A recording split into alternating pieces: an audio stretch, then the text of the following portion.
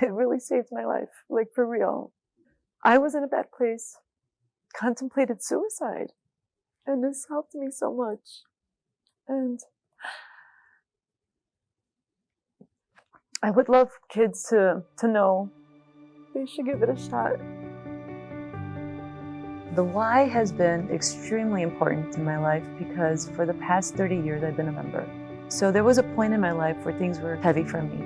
One day I just decided, I need to go back to the why and maybe start running. And when I would go home, I felt better. Physical activity just helped my mind calm down from being overwhelmed. I did go through depression and I did go through anxiety.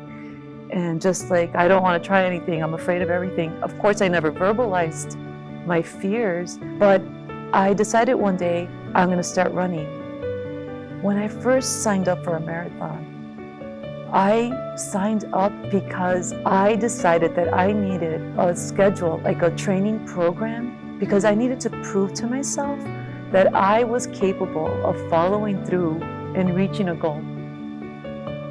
But I just thought, you know what? Life is really rough, and if there's any analogy to life, it's running a marathon. There's moments where mile 1 is easy, mile 2 is hard, mile 5 is like, what am I doing? And then mile 15, you're like, well, now I have to finish. And you just keep going. It's hard, but you keep going, and then you reach it, and you're like, if I can do this, I can do life. Before I knew it, I was no longer feeling depressed. I was no longer feeling anxiety. And coming to the why was my reason, like, well, I need to be strong now that I'm doing a marathon. Then I met more people here that were, fitness fanatics, and it just made me feel like alive again. It just took being around happy people to tell myself, well, I can be happy too. There's no reason to be depressed.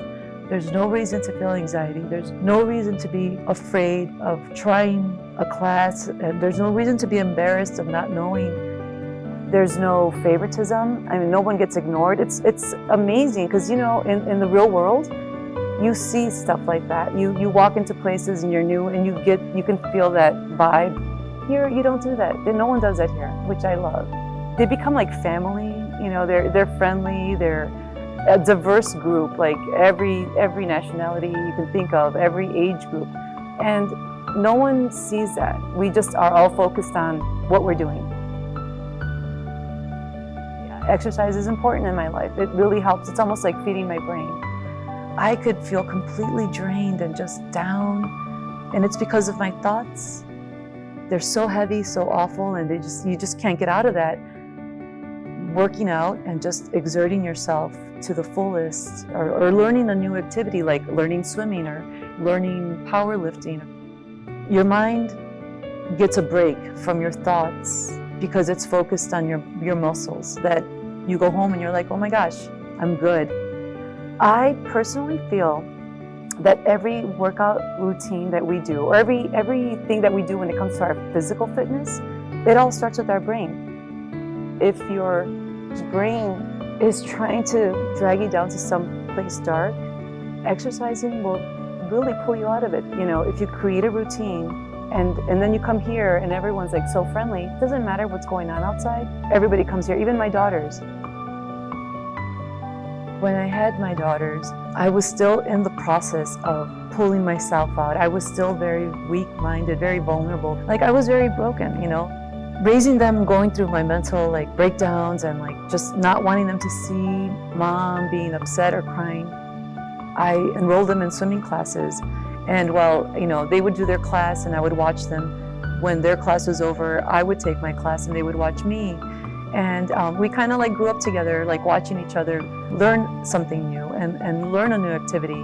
And all 20 years later, now they're older and they're still here. I'm always telling them, dream big. You can do this. Believe in yourself. All those little catchphrases, they really mean a lot when they come from somebody that means a lot to you. Those are the building blocks that you need for your mind to be strong. And I think it's important for all of us to continue to stay strong. That's why it's important to be careful with our words. You don't know what someone's going through. The YMCA taught me to be strong, and it taught me that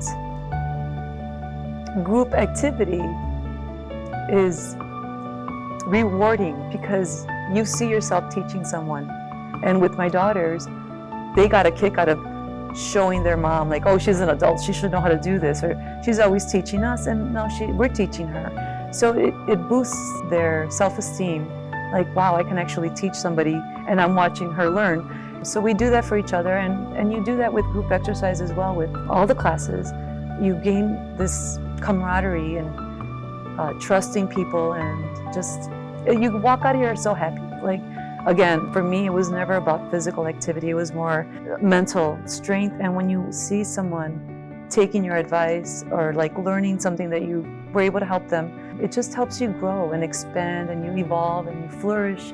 And that happiness inside of you, it helps you gain that self-esteem.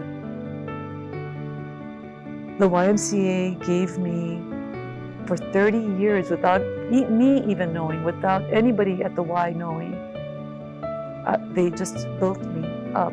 I owe the Y a lot, and I didn't even know it. When I was asked to do my Y story,